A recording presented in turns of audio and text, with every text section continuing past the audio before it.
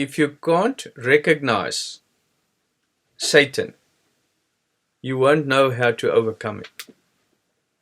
Now, as I was talking just now, and I said that on our path, as we learned, we were taught that there's a snake and there's a dragon and there's God and there's the house of God and there's sin and all these things. And all the things we've heard, most of it that we hear now, we've heard before. But as I said, we just learn to speak like parrots.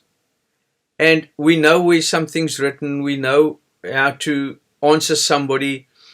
And in dogmatic religion, beloved, I promise you, each church have their own strengths and or a topic that they focus on. And they build their entire religion on that specific topic. Now, where we come from, there was a bit of a wider range and broader range of topics where we had a better understanding of what everybody else understood. That's why you're here. Because you can understand what other people understand about Jesus Christ being above sun, moon, and stars, and the earth coming to an end, and it will be destroyed with fire, etc., etc. And now we learned, there's so many things going through my mind now.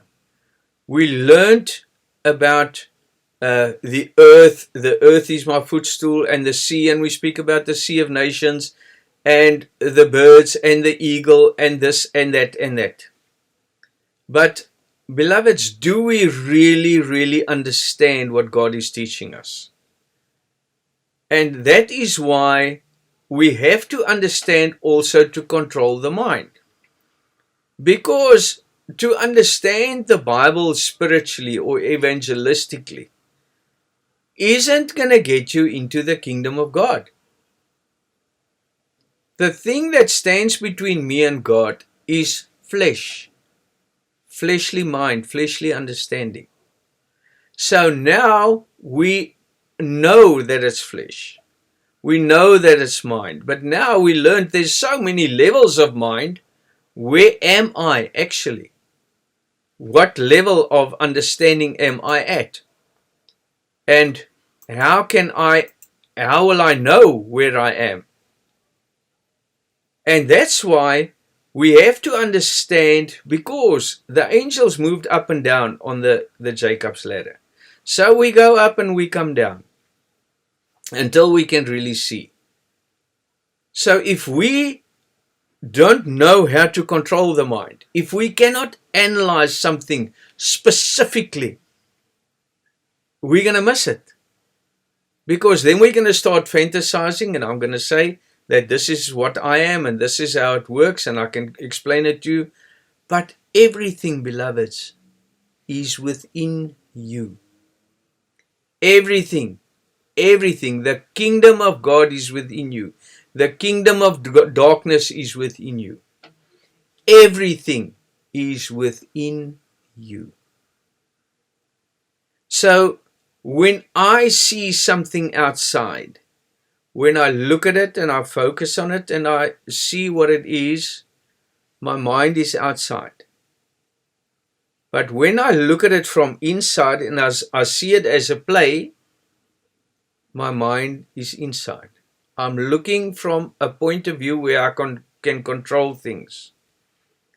I mentioned quite a few services ago, and maybe a few months ago, well, from the beginning actually, that you get angry at certain things that happens to you. Let's say for instance you have road rage. Now you look at an individual and they turn in front of you, or they do whatever they do that makes you angry. The mind is there. The mind is outside. Now you see it as a person driving a vehicle. In the spiritual realms, it's Satan and you standing in front of each other. and he's controlling you. Do you understand what I'm saying, beloveds? He is, because you are in this fantasy world, he is using somebody else to make you angry. Because when he makes you angry, he is controlling you. He's keeping you outside. He's keeping your mind outside. He's keeping you attached to the physical creation. So for as long as he can do that, he's beating you up. And you won't stand a chance for as long as you are outside there. And now, beloveds, these things are going to sound quite complicated, maybe. But you will see it's merely logic. Because all the things you read in the Bible and everything you see is exactly these things that you have to overcome.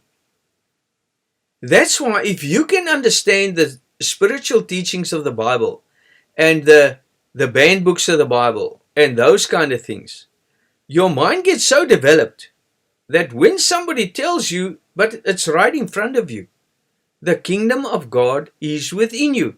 Just that in itself. The kingdom of God is within me. What happens in the kingdom of God, beloved? Peace, light, love. Didn't the prophet say? There's it. Peace, love, Father of love. And now, when they take us out, when we're out of the kingdom, or the kingdom of God, Jesus says, I have no place to rest. So you have this peace, and you breaking bread with your beloveds, or you read a piece of the Bible, and you prayed before you left the house, and now somebody comes and they upset you. What happens to the temple? It just gets changed around. Your mother and brother's waiting for you outside. Jesus isn't even in there. Everything else is. You see? Reality. We're talking reality. So when you know these things, you can identify it and you can judge yourself and you can start healing. So when Satan takes something to make you angry, he makes something turn in front of you, or somebody that says something to you that you don't like. He takes you outside. He takes you out of that state of peace, and your focus is there where he is. And you can't see a Satan. You see a person that you hate, or you see a driver that you hate, or you see something that you hate. Of course, you hate everything of the outside until you become the creator thereof, until you overcome it. Because while you're inside that state of darkness, while you're inside that state of flesh, it will control you. And that's why your fight isn't outward, it is inward. The kingdom of God is within you. Seek ye first my kingdom, all the other things will come. So when you learn to withdraw, and you can look at your creation, and you can see, you feel sorry for the people. What's happening out there? How they're partaking of the world, how they're fighting, how they're arguing, how all these darkness, princes of darkness are controlling them. How they're slaughtering Jesus, how they're slaughtering light, and they don't even know about it. That's why he says, if they knew, they would not have crucified our Prince of Peace, the Lord of Glory. But they don't know. So tonight's teaching, beloved, I want you to learn how to withdraw and have peace in your inner room, because he says, when you pray, go in your inner room and pray there. That's where you and Father will meet.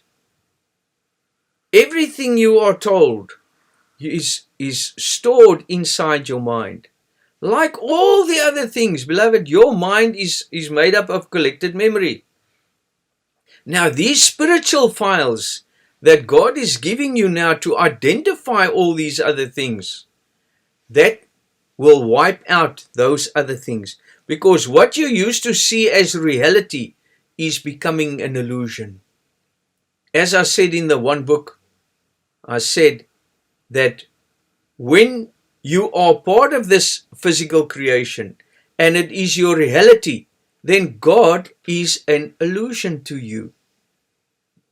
But when you see the physical creation for what it really is, then God will become a reality to you, and this will become an illusion.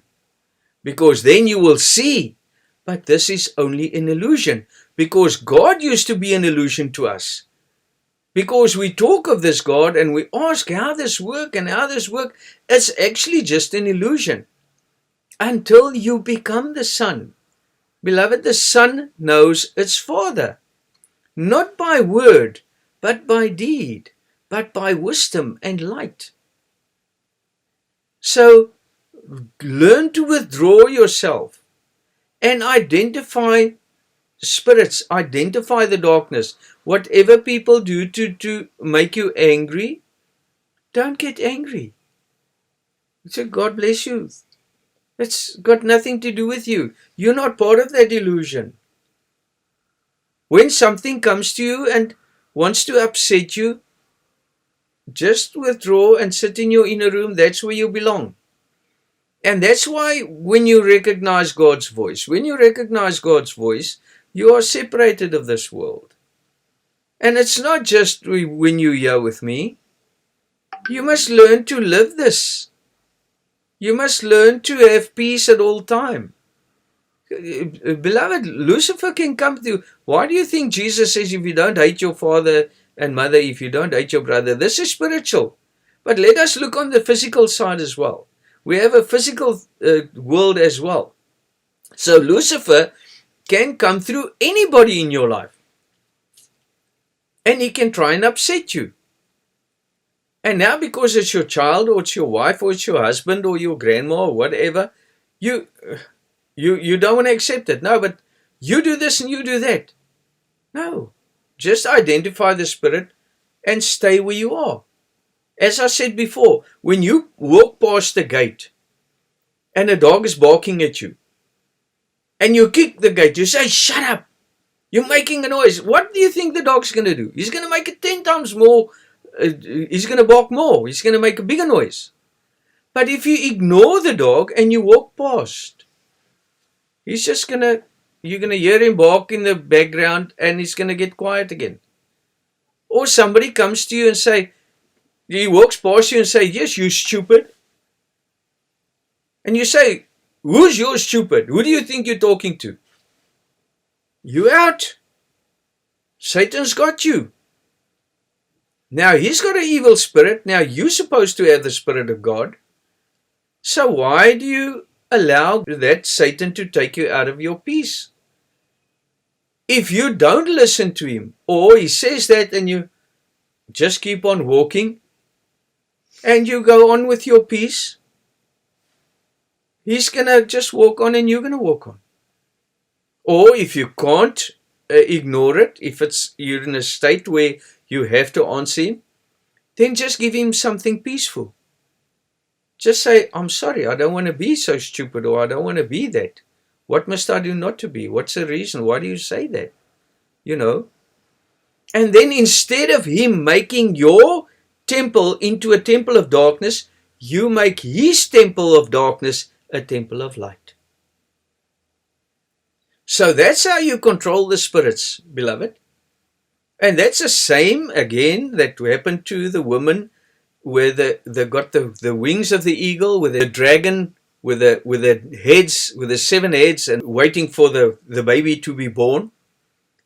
And the child was plucked to the kingdom of God, and the woman was sent down, and she got the wings of the eagle, and the dragon sent the filthy water after her. The word, the filthy word, the water is word, beloved, in the wilderness.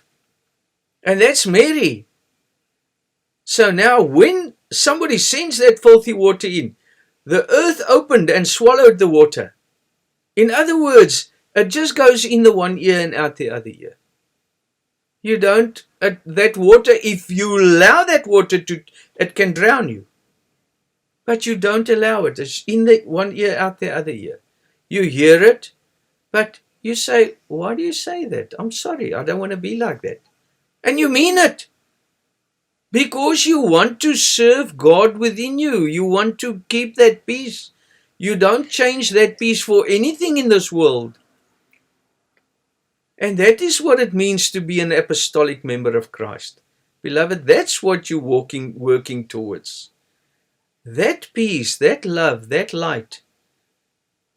And then when that water comes, you don't block it and swim in it and fight it. Just ignore it.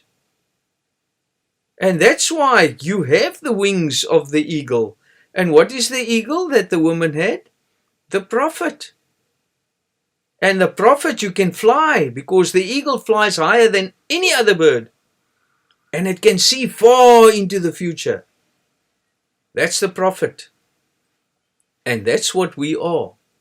The prophet. That's why you have dreams, isn't it? That's the prophet. So, beloved, you learn in this week, the rest of the week, and the rest of your life, if you can, identify Satan. But please, don't identify Satan and say, I saw you. Sorry for, don't do that. Just thank God that you can identify it. And just see that you're above that. And then you see the dragons and the Satans underneath. And that's not that it's evil. We are evil. We're born in darkness. Darkness is evil. Darkness is flesh. Flesh is darkness and death. So we're born dead. We only become alive by Christ.